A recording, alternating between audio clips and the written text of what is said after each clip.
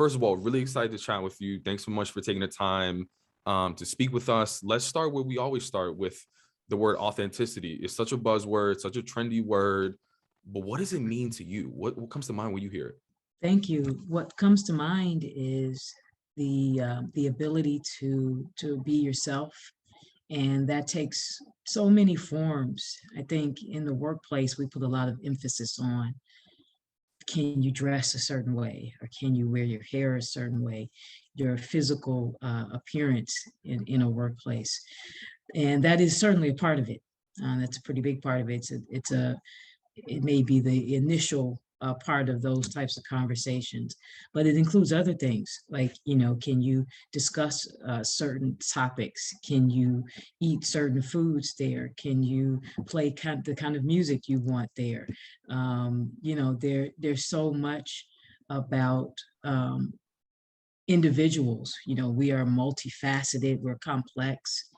And I think authenticity is when you can bring more of yourself to the table and to the task than not. Yeah, no, that's deep. I'm curious for you, when were you always comfortable being your most authentic self? Absolutely not. Yeah. Um, I think I've always been rebellious about it. So in I have had the opportunities to engage in some very traditional, long-standing white male institutions, Yeah. including the Marine Corps, Yeah. college, law school, the legal profession, judging.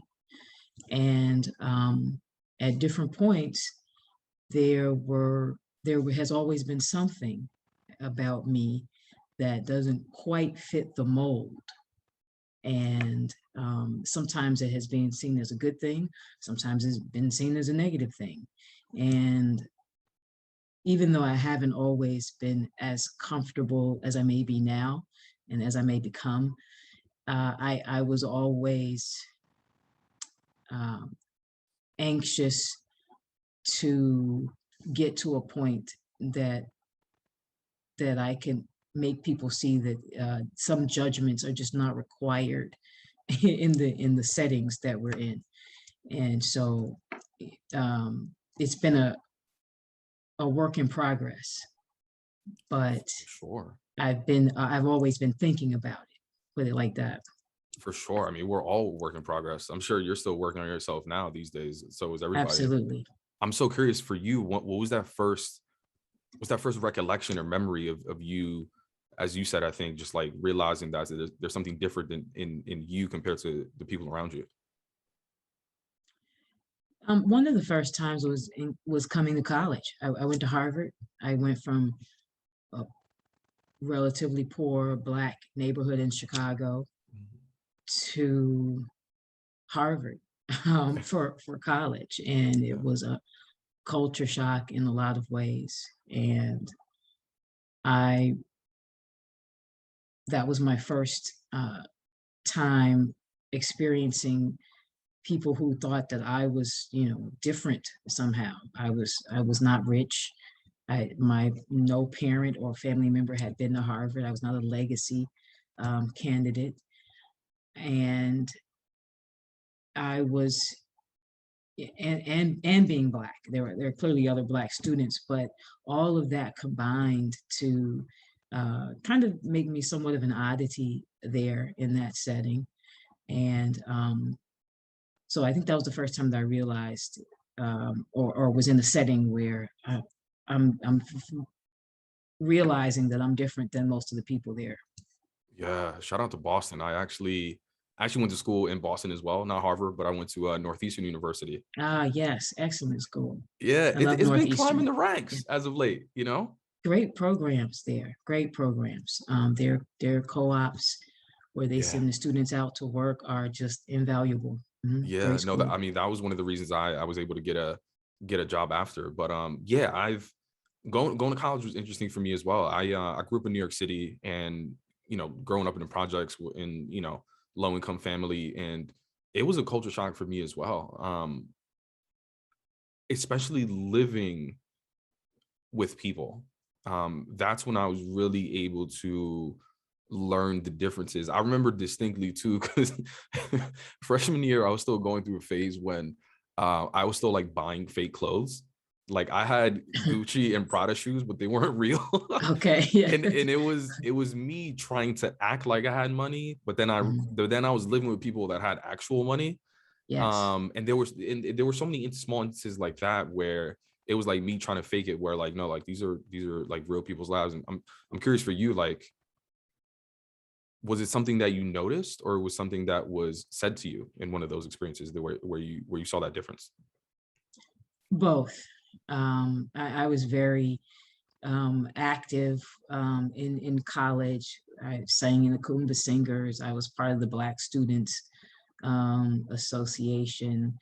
And I did a lot of different things, work study. So I had many friends and people I interacted with. So sometimes it would be based, the feeling will be based on comments, but other times it was somewhat like you, just um, sort of for the first time realizing how people who have money really go through the world, and what they have available to them. And so and it was eye-opening in that respect, and a great opportunity coming from a poor family, and a poor area, poor neighborhood. Yeah. Well, tell me a little bit about like post school. You were in the Marine Corps. Obviously, you do professionally. You're a judge now. I'm curious about some of those experiences. Did you have any times where you felt the need to hide who you were? Sure, there have been lots of times. I guess the most notable would be my time spent on active duty. I spent time on active duty between 1994 and 2000. And during that time, um, we were operating, at least some part of that time, under Don't Ask, Don't Tell.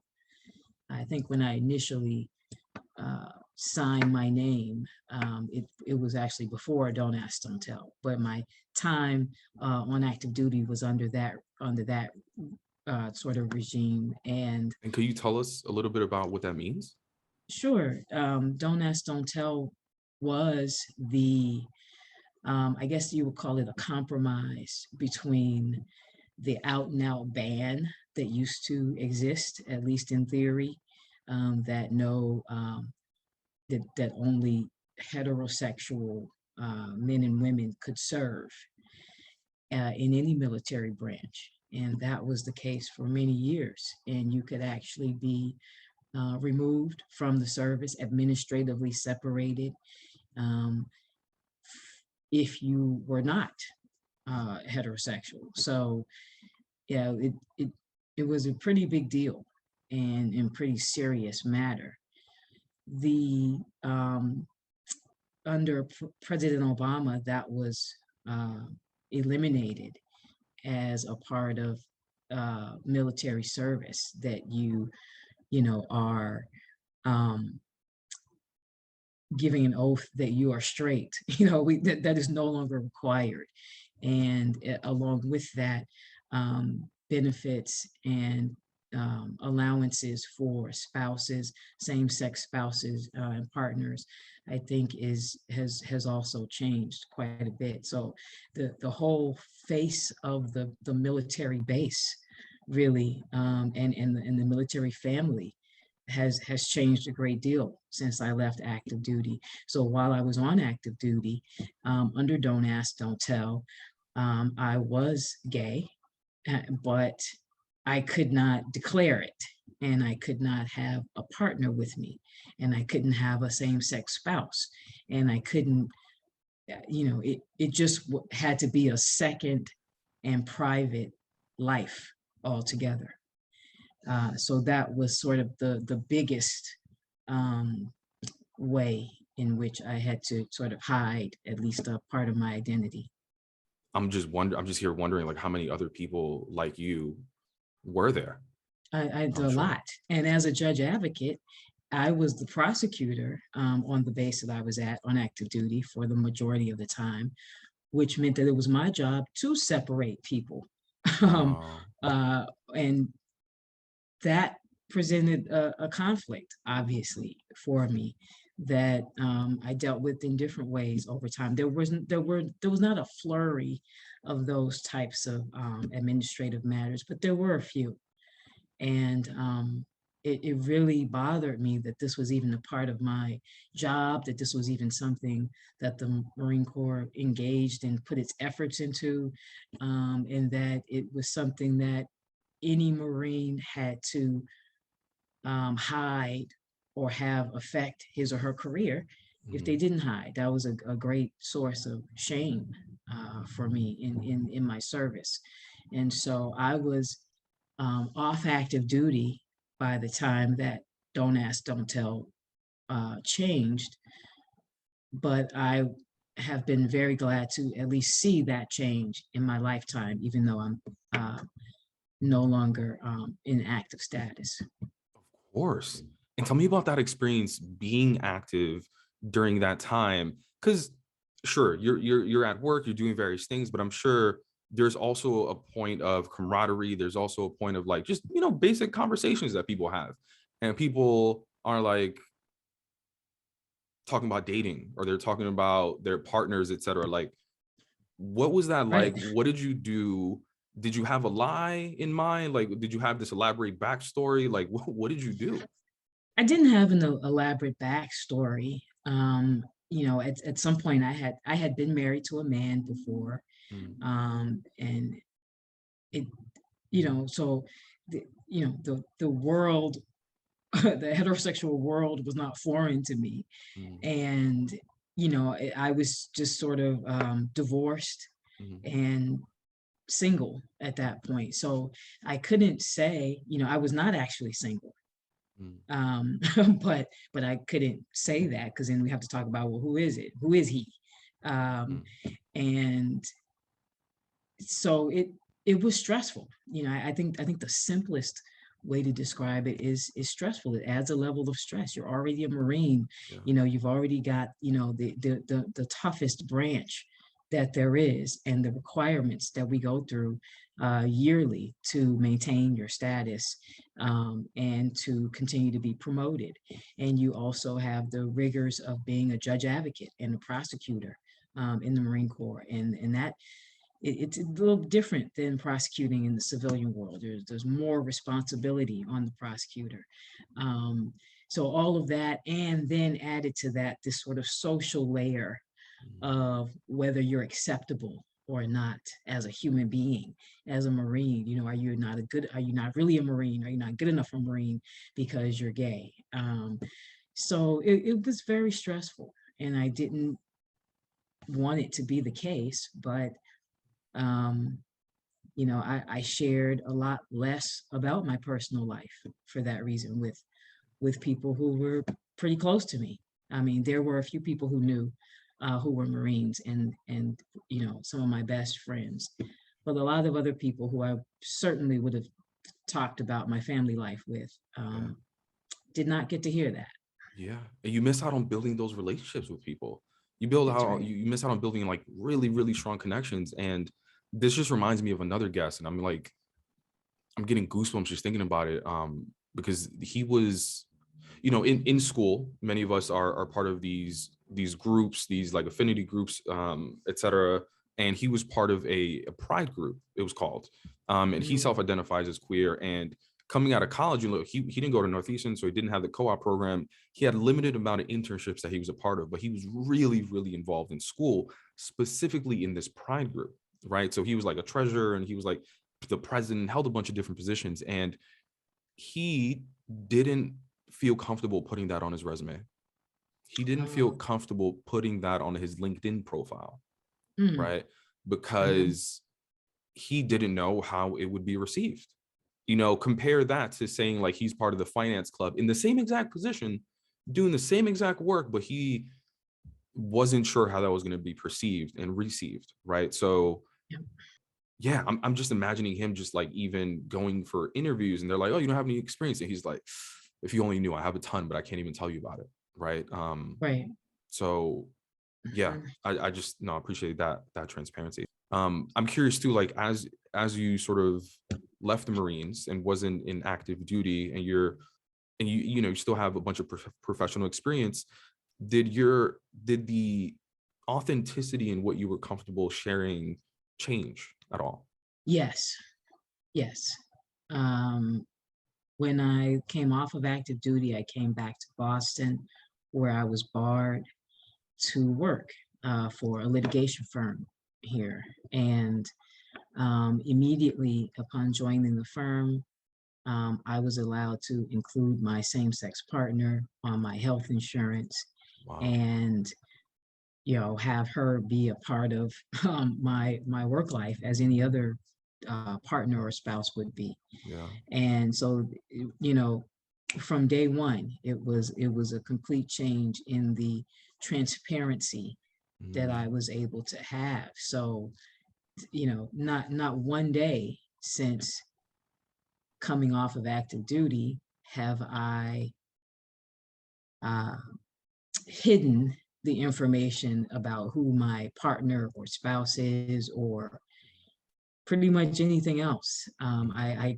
made a commitment to myself that period would be the last that I was sort of in a position that I needed to be in the closet mm. about it.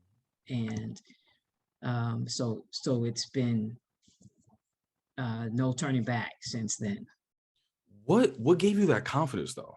Like, like you just woke up one day, you were just like, that's it, or was it the simple fact of leaving the Marines? I'm just curious, like, was there a Well, moment for you? leaving the Marine Corps was a part of it, because Yeah. it's certainly not some place that you're going in and clocking in at 1 hour and leaving at the other hour. You're a Marine 24 hours a day. Mm, And so that stress of, the conflict between the rules and who I am mm, was constant. So that was a part of it. But also, once I came off of active duty, I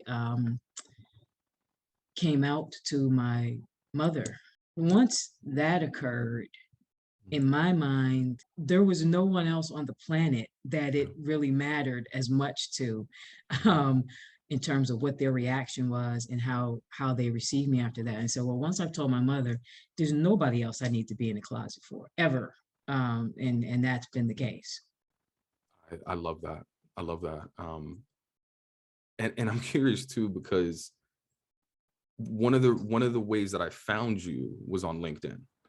And I don't know if it went viral, but I know a lot of people saw the picture of you showing off I believe it's a sleeve, right? That you have on It your is, arm. yes, it Um, is. Dope sleeve. But for me, it just resonated so much to what I speak about. But more importantly, I think it was one of the reasons it resonated with me is advice that I received at a young age from my grandfather, right? Like, growing up, he would tell me, yo, do you see presidents and CEOs with beards and tattoos and earrings and all this stuff? And I was like, nah, right? But at that moment, like, I wish I had your picture. You know Mhm. what I mean? I wish I had your picture to be like, yo, grandpa, like, yo, look, look at this example. Like, she's killing it. Um, and I think often we need to see examples of other people doing something to feel like to almost give us like permission in a way for us to do it. Mhm. When did you get the tattoos, and when did you feel comfortable displaying them? Well, I've had tattoos since I joined the Marine Corps. So Interesting. Okay. not unlike a lot of Marines over the history, my first tattoo was the Marine Corps Eagle, Globe, and Anchor. Um, Mm, and so that sort of began the progression with tattoos. So that was, late 20s, early 30s. And I really didn't start getting any that would show in work clothing yeah. for a little while. Further along in my practice of law, and I didn't get any on my hand or neck until I was a judge. Mm. And So that was a lot of intentional, I'm people, assuming, right? um, yes and no. Mm. I think, like you and so many other people, I too have, it has been drilled into me as well. You need to have on the blue suit. You need to have some hair on your head. You need to have on earrings. You need to wear makeup. All the things that are told to women about how to get there and how to present yourself to get to the highest levels. Those were drilled into my head as well. I did not escape them. So it has been a progression because one, I was mindful of that in my career. And so, although I still had tattoos, I was mindful at first of where they were and how they would show. And I even had to be mindful of that on active duty because even as a Marine Corps, there are pretty strict rules about tattoos. Most people would not think that, but there are. Um, and the second reason is that I do think in terms of authenticity, and it doesn't have to be about tattoos, it could be about other things. It could be maybe about what you say, what you talk about, it could be about your hair, it could be about anything. You gain credibility, you gain clout, and you gain authority the longer you're in a field. So as a new lawyer, no, I didn't bust out with tattoo on my neck and talking about race and bias. I didn't feel comfortable with all of that at that time. But once you have shown who you are, what you're about, your proficiency, and if I dare say, a leader in a field, I think you have a little bit more leeway to say, hey, this is okay, this is not. We should be judging people on this, and we should not be judging people on that. And to be able to stand for something. As a new lawyer, you're just trying to represent people without committing malpractice, and you should be focused on that. Um, and the longer you're in the practice, you have some credibility. If you're a trial lawyer, you've done trials, people have seen you in action. They know how you treat other people. They know how you operate. They know how good an advocate you are. They know how much law you know. They know if you can stand on your feet or not. They know if you're brave or not. You build up that credibility. Same thing on the bench. You don't come on the bench and everyone knows you already. Whatever people will say about me as a judge has been developed over the 13 years that I've been on the bench so far. And you just get more the a greater and greater ability to be authentic, Yeah. and it's going to be seen as coming from a different place when you sort of paid your dues and people know exactly who you are. Yeah. So it may not be something that you're comfortable being or doing all at once. Hmm. We have a congresswoman in Hmm. Massachusetts who is a beautiful Black woman. Hmm. And I had seen her in action for years, and she always had these nice thick braids or different hairstyles with all of this hair. And as it turns out, she has a condition in which her hair has come out. She's completely bald. And it wasn't until she got in Congress that she took a stand and said, I'm not wearing a wig anymore because this is who I am. I'm beautiful like this. Other people have all sorts of conditions that Yeah. make hair an impossibility. Yeah. And what does it matter? You know, Yeah. and so now every time I see her, no wig, doing her thing, beautiful, just as influential as ever. And I think when I saw that transition, it reminded me, of the same thing I'm talking about with myself, where she obviously didn't feel comfortable, and she talks Yeah. about it Yeah. until she got to a certain point. And I think when you reach some level that you're going for in your field, whether it's obtaining an office or a particular job or title or position or role in the world, Yeah.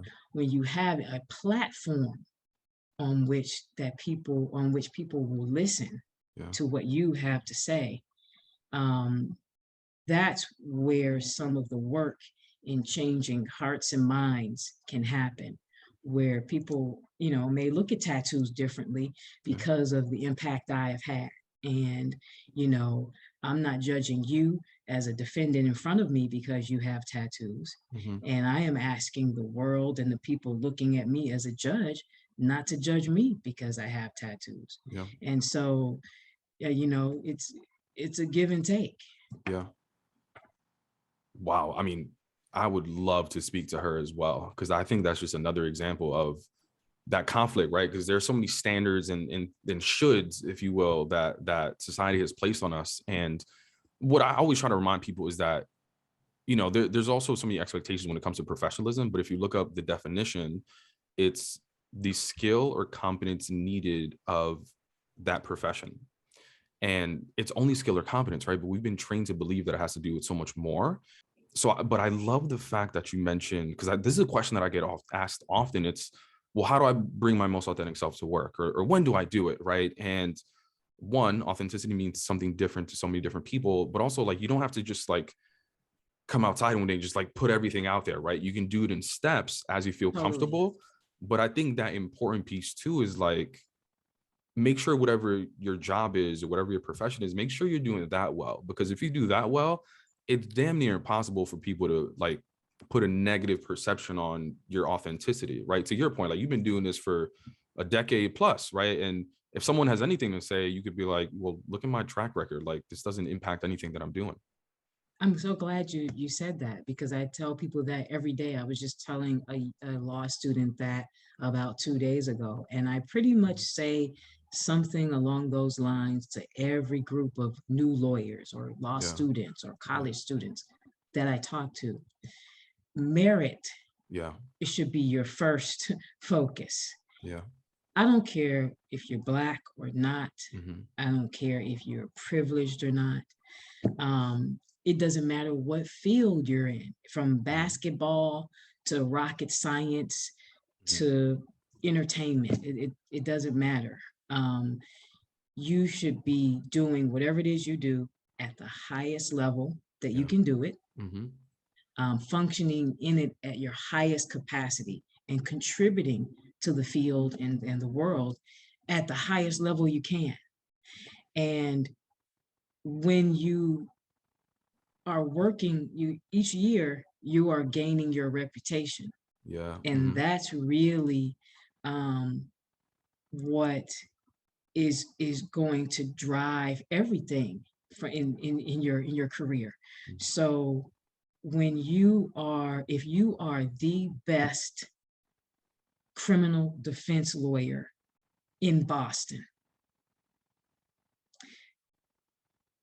not that many people know. There may be some, but not that many people are going to matter what color you are, Yeah. or whether you have tattoos, or Yeah. whether your hair is long or short, Yeah. or whether you dress like a man or woman, or Hmm. whether you identify as a man or woman. I mean, it just is what it is. And I have seen this manifest over and over and over. Merit is your first concern. Whatever you do it up. And like you just said, that's unassailable. Yeah. Your merit is unassailable. I did not get on the bench because I know people. I knew the governor. I didn't know anyone. What I did was work Hmm. and apply, and that's sort of old school, but it's still very, very, very valid and a very um, valid way to go about your career. Merit first. Across any profession, any industry. Absolutely, I'm, absolutely. I'm, When I'm, you are the best, it's undeniable. yeah. I'm wondering, what are the DMs looking like on LinkedIn? I'm sure people are like, wow, you are the representation I was looking for. I'm just curious, like, is it just must be overwhelming with positivity. I'm sure there are some trolls, etc., but for the most part, I'm assuming it's like positive, humbling. How does it all feel, and what type of messages do you get? Uh, it is like you said, it's pretty overwhelming. There's so many people who, you know, pretty much say, "Oh, I've been waiting to Mhm. hear some of this type of content, been waiting for someone to be representing in a truthful, honest way." Um, and it's not that, I'm the only person on the planet Right. trying to be authentic, but I think when you hold certain positions, Mhm. you're expected to be a certain way Yes. and to think a certain way. And um, that really is not how the world operates or should operate. And there are so many people who reach out to me who I really enjoy interacting with and talking to. Of course, like you said, there's some people who troll or just come on to be hateful. um, Of course. and but the post that you saw had over 4 million views, Yeah. which is phenomenal. And with a simple message that I said, which is life is short, do your thing. And I truly believe that, and I try to work on that for myself every day. None of us are getting younger. It doesn't Yeah. matter what attributes you have, that is not one of them. And so we are all getting older, and it's just a fact. And so I always tell people, whatever it is that you aim to do in life, you better get to doing it, because these Yeah. days just, we talk about it, we joke about it. Oh, the month went by so quickly. Oh, the summer went by so quickly. The 2021 went by so quickly. Pretty much that's how all of life is, like a blur. And so, um, my interest is in, um, in some way, small or big, leaving people better off. No, I love that. I love that. I'm glad the DMs are being flooded with positivity. And I'll wrap up with this last question. But you spoke about leaving this earth a better place than when you got here. I'm curious, like, what inspires you to continue pushing yourself, continue to be your most authentic self? The eagerness of young people to be themselves today more than ever. I think people at very young ages are thinking about who they are and how they want to identify in the world. And it may be driving some parents crazy, but I think there's there's this insistence amongst young people that they be allowed to express themselves, that they be allowed to identify how they want, and that they be respected. And I have so many opportunities to talk to students, high school students, college students, law school students, and those are the people that keep pushing me to um, keep doing what I'm doing, to do what I'm doing better, and to do more of it. Because when people who are in school are looking into the future and saying, well, I don't know if I can be myself in that setting. I don't know, how do they treat Black people in that setting? How do they treat women? Or what if I don't like to wear suits, or whatever? Um, those struggles, and helping people with those struggles and going through them with them, are really what keep me going. Because the easiest thing to do is to just be quiet. Mi gente, that wraps up this week's episode of the Quién Tú Eres podcast. If you enjoyed this episode, please do us a favor, leave us a rating and a review. It just helps us in the algorithm to ensure that these stories get heard by as many people as possible. Scaling these stories and experiences is the only way that we're going to redefine professionalism. Thank you, and see you next week.